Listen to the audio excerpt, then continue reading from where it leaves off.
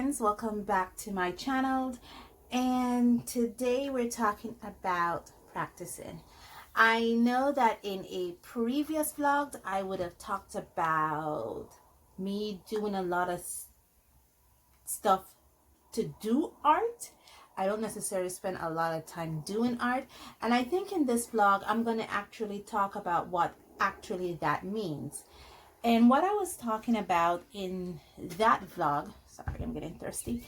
What I was talking about in that vlog was not necessarily doing art as in painting, drawing, and just sculpting or whatever form of art you practice. It's actually me saying the word doing art, put it in quotes, is to say, well, do an art session. And that's what I'm talking about, doing an art session. Like when I come to you, when I show you a particular medium, or I'm working with a particular media and showing you a particular surface. Those are what I'm talking about when it comes to do an art session. And the reason I'm in top-down view is I'm actually showing you what I mean when I say a lot of stuff that I do is actually preparing myself to do that. And it all stems from these. As you can see, like this is actually a collection of miniature to small sketchbooks. Sketchbooks in which I have personally put together myself. These are the papers or surfaces which I got, and then I put them into a sketchbook, and I use a rubber band to hold everything together. And they're miniature to small sketchbooks. Some of them you have seen me featured on this channel before. Others you have not seen so much. Others, like I believe this one here, this first one here, will actually be a sketchbook tour for this vlog today. And I'm just going to take you through the process of what these sketchbooks are all about. Okay, we're going to start off with the smallest one out of all these sketchbooks. It is this little one here. Now, as you can see, there's no pretty drawing on it. All I did was put some decorative tape for its cover. Now, this is a sketchbook in which I made, like I said, most of these sketchbooks here, all of them are sketchbooks that I put together. And this one was made from the pecan watercolor paper. This is a 90-pound watercolor paperweight, and this was just put together like a couple days ago. But the reason why this was put together is because I wanted to work with a limited color, as you can see here. Let me bring you guys down close. Okay, I brought the camera much closer so you'll hear my voice more louder. I brought it closer because this is really a very small sketchbook. It's actually 3.5 inches by 2 3/4 of an inch. I believe this side is 11 centimeters and this side is 9 centimeters. I remember it, 7 centimeters by 9 centimeters. I remember 9 centimeters, doing a 9 centimeters measurements for this. So this is actually a very, very minute sketchbook. And and like I said in the intro, it was made from pecan watercolor paper. And it's just, this is not necessarily a sketchbook tour because the sketchbook has just opened. I have a little scrapbooking paper there, how I made it. You know, studying colors and color mixing. I started this sketchbook on the 19th of August, and basically it's exactly what it says. It's looking at colors and study them and their color mixes. As you can see, I wondered what it was like if I should have used yellow, not necessarily yellow, but natural sienna as a yellow in this palette. And that's basically how this sketchbook came about, because I was wondering about that color mixing, and wondering about that color mixing brought me to this conclusion. And I said, I don't want to use one of these sketchbooks to do it, so I just made a sketchbook for it, and that was it. And then I went into mixing different colors. I wonder what it would have been like if I used the secondary colors as a palette, and what color mixes I was gonna get. This is from the Paul Rubens set. This was an interesting study for me because now I was looking here at the PB15, And it was doing this study when I realized something amazing, because this is the Winsor Newton set. I'm just going to spend very few times on this. This is the Winsor Newton set. Let me zoom out a little bit. And this set here, this phthalo blue, on the flip side, when you read its pigment information, it says that the pigment is actually PG15. And all this time I was treating it as PB15. And when I realized it's actually PG15 written on the tube, I did some research, and I think this might be a typo on this tube, because PG15 is chrome green, and I know what chrome green looks like because it's a pigment I actually made myself. So I did email the company and told them about this error, or I'm not sure if they did make phthalo blue out of chrome green, but I did email them and tell them about that. So that was the interesting thing about this, and that's why this is here, because I was looking at the Winsor & Newton PB15 or PG15, the Sennelier PG15:3. Paul Rubin also have a PB15:3, and Daniel Smith has a PB15:3. And I was looking how each company treat those pigments, same as the PY3. The same as the PV19, while these companies here, Sennelier, Paul Rubens, and Daniel Smith, treated PV19 as a magenta light color. Winsor & Newton treated as a violet. So it was just interesting, and that's what this actual little sketchbook is designed for, and that's why it's made from watercolor. Sorry if I'm going a little fast. I don't want to take too long talking about this.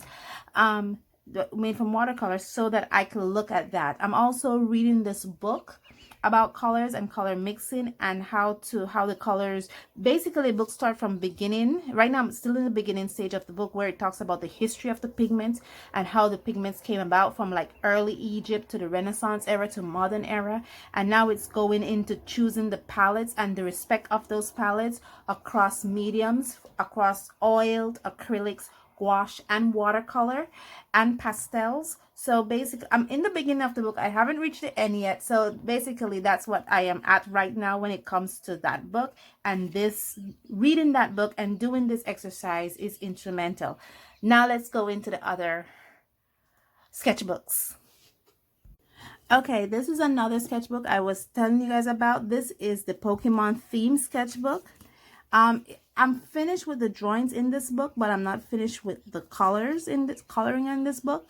So I should be finishing those shortly, and whenever I finish those, I will be giving you guys a tour of this book. A tour of this book. This book is another color mixing and palette book, another one I made, and this one is mostly geared towards colored pencils and how to mix different gradients of pencils, starting off with the Marco Renoir. I believe I did some, these are the Faber-Castells here.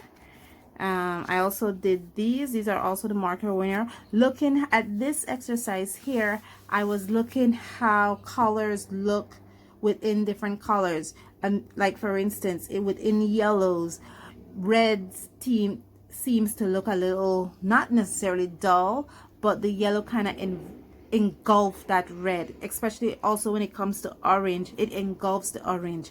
Purple stands out, you know, a little green seems to be a little engulfed by that yellow. How does these surrounding colors treat the color within it? And this is what this basically part is about. Next book here, this is the one I want to do a book tour with you, because I've basically finished this sketchbook here, but I don't know if I'll have time for it.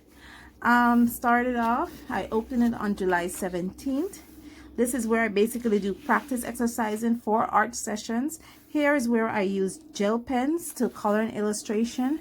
This one, I believe I used the Staedtler marker that I have to color this illustration. This was done with Prismacolor. This was done with Prismacolor too, but I just didn't finish it. This was one I wanted to do, and I like it so much I just decided to leave it blank. This is another Prismacolor illustration here when I was trying to go for realism. And I got critique on this, how I could make it look more realistic. Here's another one that I drew. This one was done with the washable, basic washable markers. This was actually the practice exercise I did for that. Oh gosh, I don't want to focus. For that session. I believe you should see that session before this video.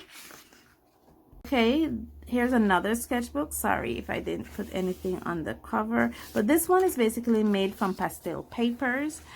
This is where I tried to practice using the oil pastel in these, and it just came out wrong. I mean, it wasn't how I wanted to look. Here, I decided to do it like a scratch board, and it did came out the way I wanted to. This one I did with the dry chalk pastels, and I think that the Strathmore pastel papers work better with chalk pastels than it do with oil pastels, or maybe it's just the type of oil pastel that I have.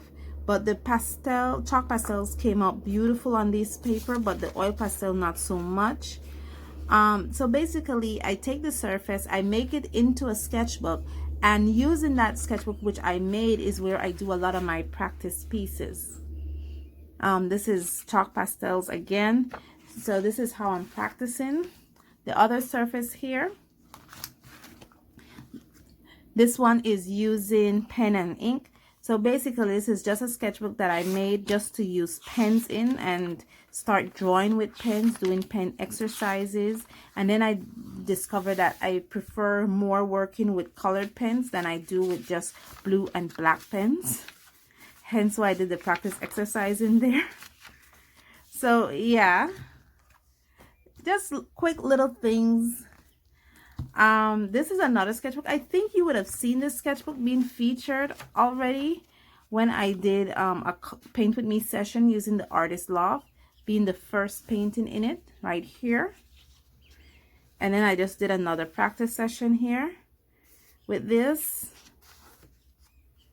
I was trying to do some exercises here, some color gradients here with that, more color gradients. And this is using the Stylex watercolor paints.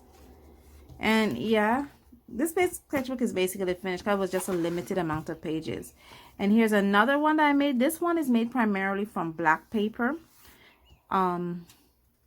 This is, I believe this is using the Prismacolor paper, the Prismacolor pencils. This is using the chalk pastels. This is another one here using the Prismacolor pencils. This is using the Marco Square 610 pastel pencils. How vibrant it came out on this paper. I believe this was made with Caran d'Ache. Just basically ways to work with mediums on surfaces. And the last surface that I practice in is this one. It's another one. This here is just basically, I think I may have mentioned in a previous session where I used prompts, background prompts. So basically this sketchbook here started off with background prompts where I'm trying to work on my composition, backgrounding, and looking at the rule of thirds, looking at the 60-30-10 rule. And basically this is using that. This is a bedroom. This one, I believe this one was featured in a review for the Koh-i-Noor tritone pencils. And I'm almost finished drawing some of these background prompts, so it's just basically looking at that. Okay, so I'm basically giving you a snapshot of what these sketchbooks are all about.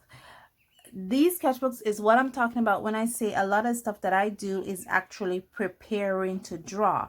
This is what I do a lot of my drawing in. As you can see, some of them are small enough for me to carry with me when I go to work, and I use that opportunity of an hour commute to practice and to learn about mediums, to learn about colors, to learn about composition, to learn about the rule of thirds, to learn about the 60-30-10 rule, or to learn about the 7-30 rule. And that's just how I'm doing it right now. And when I say a lot of times what I do is preparing to draw, these are what I'm talking about: practicing, trying to establish, and trying to basically learn these basics in art and illustration. Thank you guys so much for joining me on this journey. As you can see, I am taking it seriously. I'm putting in the work, and I am so grateful that you guys are coming along with me for that ride. And as always, guys, I'm telling you this: stay safe, stay blessed, and I'll see you in the next one. Bye.